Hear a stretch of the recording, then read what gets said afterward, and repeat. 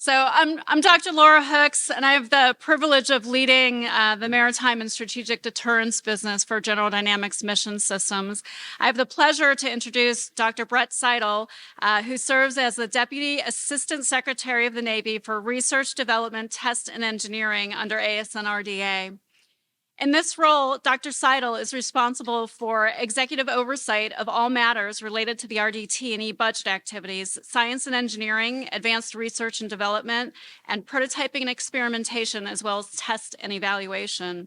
He is also responsible for oversight and stewardship of the Navy Research and Development Establishment, which includes the Naval Laboratories, the Warfare Centers, the UARCs, and the FFRDCs, along with responsibility for approximately 57,000 civilian employees. He was formerly the executive director for NSWC and NUIC, and was appointed as a member of the Senior Executive Service in 2016. So please join me in giving a warm welcome to Dr. Brett Seidle, a first-timer at SENEDIA, and for his remarks this afternoon.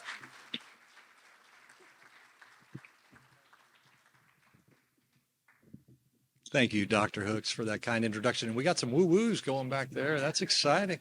Haven't heard those all day. That is my first time here, and hopefully the first of many times here. So really appreciate Dr. Hooks, the intro. And for Senator Reid and Senator Whitehouse, and their staffers, really appreciate the support that they have provided. Can you guys hear me okay? All right. Technically, maybe I got some head nods there. Yeah, this is what happens when you're 6'7". All right. But I really do appreciate the senators and their support of our submarine community and the broader Navy. They've been doing that a long time in a really solid way. So I want to make sure they know we appreciate that. I'm not sure I have the best spot in the lineup today. It's after lunch. We've had the Secretary of the Navy speaking. We've heard from the Vice Chief and Acting CNO, and it's getting late in the afternoon. So I'm sure all of you are on the edge of your seat, just waiting to hear what I've got to say. So I think, right, the very first thing is to give you a tangible takeaway, something that might be useful as you go forward. I always like to make sure every time I give a talk that there's something in there that you can take away from that might be good for you in your life. There's a bakery here in Newport, Rhode Island, Lebec Sucre. I kid you not. Who's been there from this? It is fabulous. You shouldn't be laughing. You should be taking notes right now. It is the best bakery I have ever went to. Kid you not. And I might embellish a little bit, but my wife's been up here too. She said it is the best also. And it opens at 7 a.m. in the morning. And if you don't get there pretty soon thereafter and stand in line, they'll all be gone. All the pastries will be gone. So you need to make sure you get up early and go.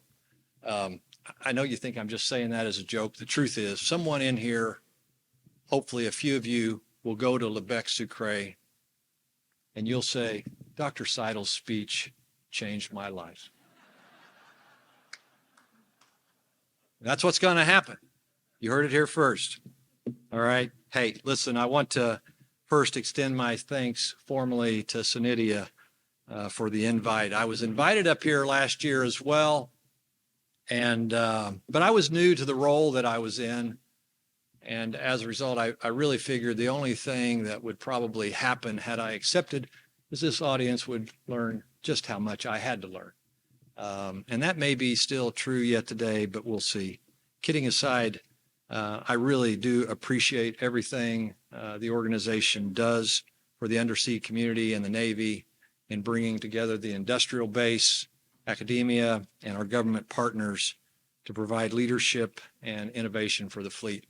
I also have a soft spot in my heart for this region and the undersea community because I was once the NAVSEA Executive Director for the Warfare Centers, and I had grand plans to be up here in this arena consistently, regularly, because as many of you know, the undersea portion of this community is headquartered here in Newport.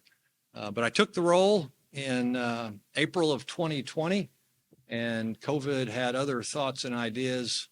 And honestly, the first couple of times I came to town, I had to sneak in on county highways because they had police out on the major thoroughfares. And if you didn't have, the right license plate, you didn't have an in-state license, they wouldn't let you through. Such was my love for the undersea community, right? Willing to break the law to get in here. I truly did enjoy my time working with that undersea team and that broader undersea community, and I still do to this day. As mentioned, I'm now the Deputy Assistant Secretary of the Navy for Research, Development, Test, and Engineering. Holy cow, it's a mouthful. We simply say DAS and RDT&E, and I've been in the group in that role for just a little over a year now. But it's the first time at SENEDIA, and I don't know a lot of you fine folks, so just a little bit about me personally. I grew up in southern Indiana in the 70s and 80s. Basketball was king, and I had grand plans on that stage as well, right? I wanted to be like Mike. Like Mike, if I could be like Mike. You guys remember that? If you're too young and you don't remember that ditty, it means I really am getting too old and I ought to quit talking about it. But I desperately wanted to be like Mike. But I couldn't shoot like Mike. I couldn't dribble like Mike. And most importantly, I couldn't jump like Mike. I'm the proud owner of a 2-inch vertical leap. And if you don't believe me, watch. That's it. It may be 4 inches, but that's all I got now, and that's all I had then. And at 6'7" in Indiana, if you can't dunk, you better not even lace them up, right? So I decided instead to get into the exciting, adrenaline-pumping career of engineering. And I'm an electrical engineer by trade. I spent half my career, about 20 years almost, in the private sector working for General Motors and Alcoa in the aluminum foundry industry. And I came back to southern Indiana for family reasons in 2000, and I ended up landing at NSWC Crane, which is a warfare center much like the one we have up here at Newport. And I was sure that I wasn't going to stay. But ultimately, I fell in love with the mission and purpose, and I did stay. And then I swore I would never come to D.C., right? I was never going to go to D.C. And ultimately, about 20 years later, as a result of kind of the kids moving up and out, my son and daughter, Christian and Alexis, left the nest. There was a lot of cajoling and pressure from senior leadership to take the role in D.C. Honestly, that man right over there, Don McCormick, you can blame him, right? And if this doesn't go well, you can blame him for that as well, right? He was the reason. It's a little bit of arm twisting. And ultimately, I also had a wife who was really interested in coming to the big city. And so we moved to D.C. To become the NAVSEA Warfare Center's ED in 2020. Side note about my wife, she's from Sao Paulo, Brazil. And Claudia always says when we married 30 years ago, she moved from, she says, the third largest city in the world. It was top 10 for sure in Sao Paulo to southern rural Indiana. To say that was a culture shock of magnificent proportions is an understatement. And I don't think she's ever going back, right? She's got a new lease on life. She loves D.C. I kept my home in Indiana, hopeful to go back there. But I don't think I'm ever going to get her to go back. And Don, I thank you for that too, right? Both my personal and professional life, you have impacted significantly. I'm not sure if it's for the better or not, right? But at any rate, 3 years ago I came, and then, I spent a stint for about a year as the executive director of our nation's public and private shipyards for NAVSEA. And ultimately, I find myself back here today leading the RDT&E enterprise and providing oversight and leadership for that organization, which I know and love quite a bit. I think many of you understand the role of the warfare centers and the purpose of what they do, but you might not have an understanding of the totality of the RDT&E enterprise. And Dr. Hooks talked a little bit about some of the things that make that up. it is 57,000 employees strong. It makes up a quarter of the Navy's civilian workforce. We have 15 warfare centers across mainly 3 SysComs, NAVSEA, NAVAIR, and NAVWAR. We have the Naval Research Laboratory, the Office of Naval Research. We have 5 UARCs, University of Washington, University of Hawaii, University of Penn State, University of Texas at Austin, and Johns Hopkins. We also have 1 federally funded research and development center, the Center for Naval Analysis, and we also have the Naval Postgraduate School, all under our purview. The enterprise performs basic research in the science and technology arena, and we are the Navy and Marine Corps' principal research, development, test, and engineering activity for its expeditionary, air, surface ship, and submarine system and weapons systems. We also provide in-service engineering for the fleet, as well as depot and sustainment support of those same aforementioned systems, ensuring they perform consistently and reliably when called upon. The origins of our organization date back over 160 years to the stand-up by the Navy of the Bureau of Ordnance in 1862. And over the last century and a half, we've had several historical figures that helped build the Navy technical infrastructure and capabilities. Individuals like Admiral John Dahlgren, Commodore William Crane, Admiral David Taylor, to name just a few. In 1991, the Navy kind of consolidated its RDT&E and fleet support activities, and the warfare centers as we know them today were stood up. This year, we also celebrate 100 years for our Naval Research Laboratory, one of the preeminent government research organizations in the history of the U.S. and the world. Today's talk could be solely about the work that we are doing on the technical front, and that might have been what you expected, but it's not totally what I'm delivering, because leading a technical organization is more than just being technical. But make no mistake, however, our organization has in the past and still today doing incredible things from a technical perspective. Harkening back to the mid-20th century, the Navy's technical arm helped develop the first U.S. radar, the first operational U.S. sonar, and through the years we've been involved in the development of the first fiber optic acoustic sensors. We enabled breakthrough technology for pulsed X-ray radiography.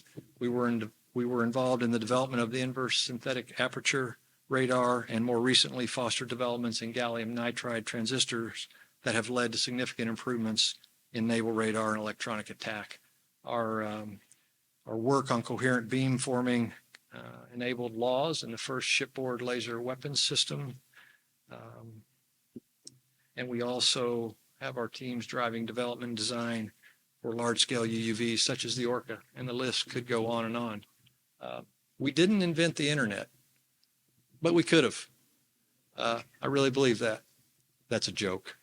You guys should laugh a little louder, right? Media in here will write that today. Brett said they could have invented the internet. But we are clearly a technically innovative and proficient organization, and today we continue to drive significant technical advancements in areas like artificial intelligence, additive manufacturing, machine learning, quantum mechanics, hypersonics, unmanned systems, to name just a few. As Deputy ASN for RDT&E, part of my role is serving as the principal advisor and policy coordinator for ASN RDA on all matters pertaining to Navy science and technology, advanced research and development, prototyping, management of science and engineering, while also providing guidance and leadership and oversight to that broader RDT&E enterprise. To say it's an awesome organization doing incredible things for the Navy is an understatement. I'm extremely proud to be a part of it. And quite frankly, man, it's a really cool job, right? I pinch myself all the time. It's a fun job. You can get involved in a lot of different things. And like Mike, this now kind of gets my adrenaline pumping every day. So I'm glad I found my way back to something like that. I want to first today talk about the criticality of the times we're in, as if that's not already prevalent from the previous discussions and speakers, but the important role our organization plays for the Navy before discussing how the leadership of the RDT&E enterprise is working to transform our organization and its subsequent impact. As I know this group is aware, we are in unprecedented times, certainly unlike anything that I have seen during my career in federal service. It's easy to become numb to the tension and the crisis and the conflict that are swirling in the world today. Russia's invasion of Ukraine just passed the 500-day mark here not too recently, and there's really no end in sight. And if you just pause and reflect for a moment, you think about the real human suffering that has occurred in the time since the inception of that invasion, it's staggering. And it's happening right now. Like right now, as we're enjoying this day, that's happening across the world as we speak. And yet, if I took out my iPhone right now and I look at the leading stories of today, right, what's leading the news coming in today? It'll be politics, Hollywood drama, sports, some other story, right? Ukraine won't be leading the news coming in today. And I personally find that mildly annoying because I feel like as a society, we ought to care a little bit more about the critical happenings that are going on in the world. And as a Navy, I can assure you we do. We are the service most called upon in these moments to support U.S. initiatives and geopolitical considerations. Our nation projects power across the globe with our Blue Water Navy. And during times like these, with the aforementioned invasion of Ukraine, China's Belt and Road Initiative, the issues swirling and embroiling Taiwan, our presence in those arenas is extremely important. And it has the ability to change the course of history. And if we are drawn into a conflict directly sometime in the next decade, it is my firm belief that our success will be predicated on our technical advantage and the interoperability of our systems. I really believe that. An advantage that will be gained by the innovation and the efforts of our 57,000 employees that make up our RDT&E enterprise. It is our job to provide to our greatest asset, our sailors and Marines, the best possible equipment and technology to prevail in any future high-end conflict, to generate for them an unfair advantage so that they can come home safely. The strength and maritime dominance of our submarine community will continue to be critical as well during these engagements, and how we fight will inevitably change also. And our RDT&E enterprise will be at the center of that transformation. Technology advancements in artificial intelligence, long-range fires, autonomous systems, directed energy will all play a critical part in our way forward. Specifically, the impact of uncrewed and unmanned autonomous systems will be considerable. These transformations, I believe, will occur quickly. They will be disruptive, both on the battlefield and at home. I recently had a presentation by an AI expert given to our team, and he talked about the impact that large language generative AI algorithms were going to have on everything that we do, both as a society and as a Navy. The same large language algorithms that inform ChatGPT that we're dealing with, he felt like the impact of those would be more significant than the advent of the internet in 1994. And we are already seeing those impacts in semiconductor design. We're seeing them in biomedical fields and autonomous systems already. And while we are actively engaging in these technologies to ensure that we provide and transition the technology needed to power the fleet decisively into the foreseeable future, what is clear is that change is coming. It's coming for us. It's coming for our adversaries and their capabilities as well. So I think now more than ever, it's time for our Navy and this nation to lead in the ways that we know how. And I think in many ways, due to polarized politics and the divisiveness of social media, Some have assumed from afar that America has lost her way. I think there's people that live in this country that wonder the same as well. And yet, I really am certain that we have not.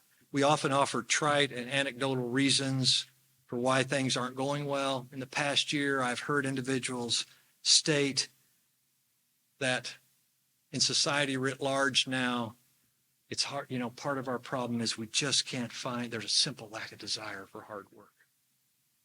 Or that we can't find folks that want to do blue collar labor or production.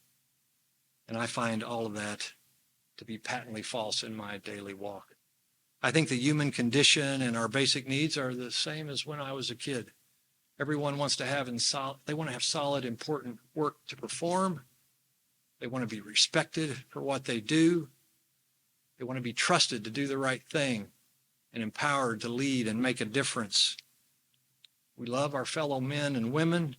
And every single time we have an existential crisis, every single time those realizations and truths come through starkly. And I think right now in this moment, the world needs the United States to stand tall and lead on the global stage. And my friends, real leadership is needed to change the dynamics that have allowed us to arrive at our current state of affairs. And yet in the face of all of this, I think it's pretty easy to stand on the sidelines and believe that the leadership we are looking for has to come from some other arena, often the political arena. And listen, I'm not naive. I know that there's some truth to that specific need, but it's also important for institutions like ours, the U.S. Navy and its associated industrial and academic partners, to lead from our vantage point. Because honestly, folks, the first tool in the toolkit to provide said leadership in other regions across the globe happens via our Blue Water Navy and the communities represented right here. We are the face of the U.S. to the world, and often the first engagement that many others have with the United States happens with us and our Navy. And we still set the bar for performance in this arena for others to emulate. As a nation, we're respected for our ideals and our values for freedom and democracy, for genuinely caring about others in their time of need. And I think all of us in the room today need to play our part as well in providing the leadership that's desperately needed in representing the U.S. during this inflection point in our history. And I can tell you this, the RDT&E enterprise is trying to do exactly that. To be successful in these endeavors, our organization needs to provide a cohesive, coherent technical strategy for the Navy. We also need to provide a work environment and culture that makes us the best organization to work for in the DoD and nation. And we need a continuous focus on making a difference in the lives of others for our employees, for the nation, and around the globe. And our leadership team is being intentional to drive the organization to do and be all those things. As mentioned previously, we do have eye-watering talent and strong capabilities resident in our 20-plus organizations. But we are transitioning the enterprise from being managed as a holding company to one being led as an operating company. We are breaking down silos and building connective tissue between our various organizations and syscoms. We are driving the team to behave as one technical enterprise with a strong, understood technical strategy so that we can pivot more efficiently and effectively when needed. Last month, I was up here with the entirety of our team at our NR&DE Summit, and we were working to build that same connective tissue and understanding of the capabilities needed for us to increase functionality, technical advantage, collaboration, and to behave as one team. And in my humble opinion, that transformation is occurring. Truth is, it was a great week, a lot of good happening. The only negative thing that occurred, I woke up late the day that I was leaving. I went to Lebec Sucre, and they had no pastries. Folks, you got to get there early. All right, that's an important takeaway. You got to get there early. We are establishing formal chartered communities of practice across the enterprise in areas like live, virtual, constructive, financial, engineering, acquisition, workforce, and data analytics. It's going to allow us to quickly share best practices, lessons learned, and drive efficiencies and resolve problems that leads to better standardization and improvement. And ultimately, we're working toward common organizational structures, common costing, standard processes that will lead to an ability to assess and measure performance in a more healthy way. And quite frankly, we're building the relationships today that's going to allow us to build the technical strategies of tomorrow. Because one of our foremost initiatives is centered on being and having an organization to be ultimately responsible for the technical strategy of the Navy and everything that entails, including identification of the big bets that the Navy needs to make on specific technologies. We have the skills, the knowledge, the understanding of the technology to be the one place senior Navy leadership goes to for developing that strategy.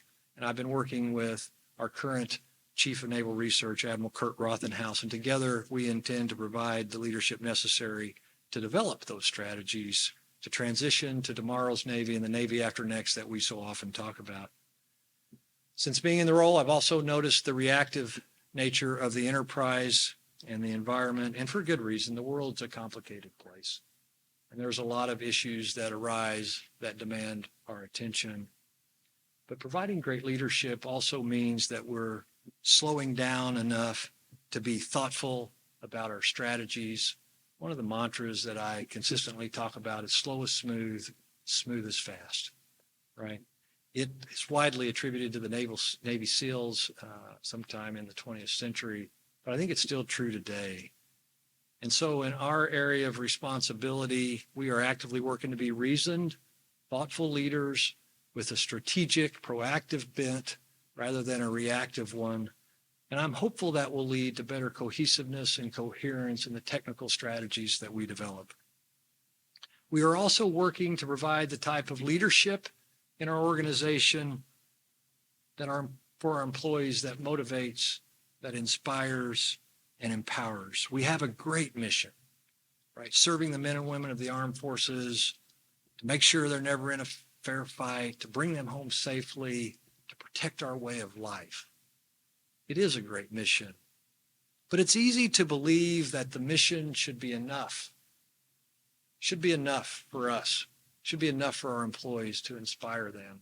And if something happens and it doesn't, well, the problem must be with them if they're not actually motivated appropriately.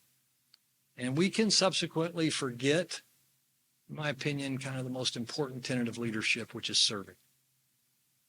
Serving our employees well, caring about their needs, their aspirations, their goals, their desires, really caring about them and what they're trying to be about. Because in serving them well, we will inspire and motivate them to bring their absolute best every day to the workplace, and we will naturally drive effectiveness and efficiency in the ultimate goal of serving our sailors and Marines, and the best version of the RDT&E enterprise will present itself.